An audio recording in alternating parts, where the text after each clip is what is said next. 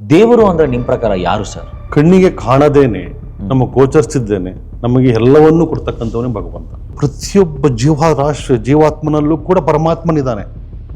ಅದನ್ನು ಬಡಿದೆಬ್ಬಿಸ್ಬೇಕಷ್ಟೇ. ಪ್ರಾಬ್ಲಮ್ ಅಂತ ಆ ಹೋಮ ಮಾಡಿಸು, ಈ ದೇವಸ್ಥಾನಕ್ಕೆ ಹೋಗಿದ್ಬಾ, ಇಲ್ಲಿ ಹೋಗಿದ್ಬಾ, ಶನಿವಾರ ಬಂತು ಆಂಜನೇಯನಿಗೆ ಹೋಗು, ಶನಿಮಾತ್ಮನಿಗೆ ಹೋಗು, ಗುರುವಾರ ಬಂತು ರಾಯರನ್ನ ಪೂಜೆ ಮಾಡು, ಶುಕ್ರವಾರ ಬಂತು ತಾಯಿನ ಹೋಗಿ ಆರಾಧನೆ ಮಾಡು, ಸೋಮವಾರ ಬಂದ್ರೆ ಶಿವನ ಆರಾಧನೆ ಮಾಡು, ಮಂಗಳವಾರ ಬಂತು ಸುಬ್ರಹ್ಮಣ್ಯ ದೇವಸ್ಥಾನಕ್ಕೆ ಹೋಗು. ದೇವ್ರೇ ನೀನೇ ಎಲ್ಲ, ನೀನ್ ಬಿಟ್ರೆ ನನಗೇನೂ ಇಲ್ಲ, ನೀನೇ ತಂದೆ, ನೀನೇ ತಾಯಿ, ನೀನೇ ಬಂಧು, ನೀನೇ ಬಳಗ ಅನ್ನೋರು ಅಕೌಂಟ್ಗಳನ್ನೆಲ್ಲ ಬ್ಯಾಲೆನ್ಸ್ ಚೆಕ್ ಮಾಡ್ಕೊಂಬನ್ನಿ. 110%. ಇಲ್ಲ ಮೈನಸಲ್ಲಿ ಇರುತ್ತೆ, ಇಲ್ಲ ಅಂದ್ರೆ ಸಾಲದಲ್ಲಿ ಇರ್ತಾರೆ, ಇಲ್ಲ ಅಂತಂದ್ರೆ 1,000 ರೂಪಾಯಿ 2,000 ರೂಪಾಯಿ ಇವತ್ತೂ ಕಷ್ಟಪಡ್ತಾ ಇರ್ತಾರಲ್ಲ.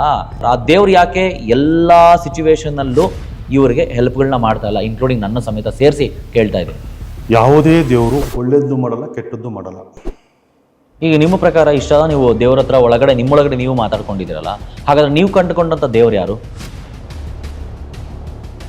ನಮ್ಮ ದೇಶದಲ್ಲಿರೋಷ್ಟು ಹೋಮಗಳು, ಹವನಗಳು, ಪೂಜೆಗಳು, ಪುನಸ್ಕಾರಗಳು, ದೇವರುಗಳು ಇದು ಯಾವುದೂ ಇಲ್ಲ ಅಂತಂದ್ರು, ಬೇರೆ ದೇಶದಲ್ಲಿರುವಂಥ ಒಂದು ಡಿಸಿಪ್ಲೈನ್ ಹಾಗೂ ಜನಗಳ ವ್ಯವಸ್ಥೆ, ರೋಡಿನ ವ್ಯವಸ್ಥೆ, ಮತ್ತೊಂದು ಎಲ್ಲವೂ ಸುಸರ್ಜಿತವಾಗಿ ಅಲ್ಲಿದೆ. ಅಲ್ಲಿ ಗಣಗಳು ತಪಸ್ ಮಾಡಿರ್ತಾರೆ, ಬರತಕ್ಕಂಥ ಭೂಮಿ ನೀವು ಬೇರೆಲ್ಲೂ ಕೂಡ ನೋಡ್ಲಿಕ್ಕೆ ಸಾಧ್ಯವಿಲ್ಲ. ಈ ಭಾರತ ದೇಶದಲ್ಲಿ ಮಾತ್ರ ಹಿಂಗೆ ನೋಡ್ಲಿಕ್ಕೆ ಸಾಧ್ಯ, ಯಾಕೆಂದ್ರೆ ಇದು ಪುಣ್ಯ ಭೂಮಿ. ಈಗ ದೇವರಿಗೆ ಭಯ ಪಡ್ಬೇಕಾ ಅಥವಾ ಬೇಡವಾ? ಏನು ಅವಶ್ಯಕತೆ ಇಲ್ಲ.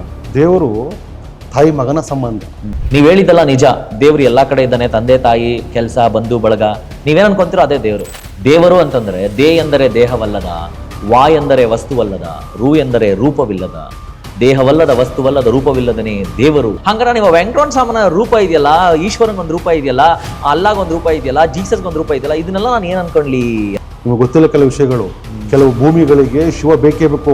ಈ ಗಣಗಳು ಅಂತಂದ್ರೆ ಯಾರು ಸರ್? ಅಂದ್ರೆ ದೇವರನ್ನು ಯಾವಾಗಲೂ ಸದಾ ಕಾಯತಕ್ಕಂಥವ್ರು, ದೇವರ ಇಷ್ಟಾರ್ಥಗಳನ್ನು ಕೊಡ್ತಕ್ಕಂಥವ್ರು. ದೇವರಿಗೆ ಬಲ ಬರಬೇಕು ಅಂದ್ರೆ ಮನುಷ್ಯ ಪೂಜೆ ಮಾಡಲೇಬೇಕು. ಇನ್ನೊಬ್ಬ ಮಗ ಇದನ್ನು ಗೊತ್ತಾ ಶಿವನಿಗೆ? ವಿಷ್ಣುಮಯ ಅಂತೇಳಿ 64 ಕೋಟಿ ದೇವರುಗಳಿದ್ದಾರೆ. ಯಪ್ಪ ದೇವರೇ. ಈಗ ಮನುಷ್ಯ ಮೇಲೆ ಮಾಟ ಮಂತ್ರ ಮಾಡೋದು ಓಕೆ, ದೇವರನ್ನ ಕಟ್ಟಾಕ್ತಾರಲ್ಲ, ಇದು ಹೆಂಗೆ? ಈ ಕಲಿಯುಗದಲ್ಲಿ ಒಪ್ಪನೆ ಹೇಳ್ತೀನಿ ಕೇಳಿ, ದೇವರು ಏನೂ ಮಾಡಲ್ಲ. ಇನ್ನೊಬ್ರು ನನಗೆ ಏನೋ ಕೊಟ್ಬಿಡ್ತಾರೆ, ಇನ್ನೊಬ್ರು ನನಗೆ ಏನೋ ಉದ್ಧಾರ ಆಗುತ್ತೆ. ಯಾವುದೇ ಉದ್ಧಾರ ನಿಮ್ಮಿಂದ ನೀವು ಆಗ್ತಕ್ಕಂಥದ್ದು. ನಿಮ್ಮ ಒಳಗೆ ಇರ್ತಕ್ಕಂಥ ಆತ್ಮವನ್ನ ಪರಮಾತ್ಮನನ್ನಾಗಿ ಅದನ್ನ ಕನ್ವರ್ಟ್ ಮಾಡಿ, ಕ್ರೋಢೀಕರಣ ಮಾಡಿ.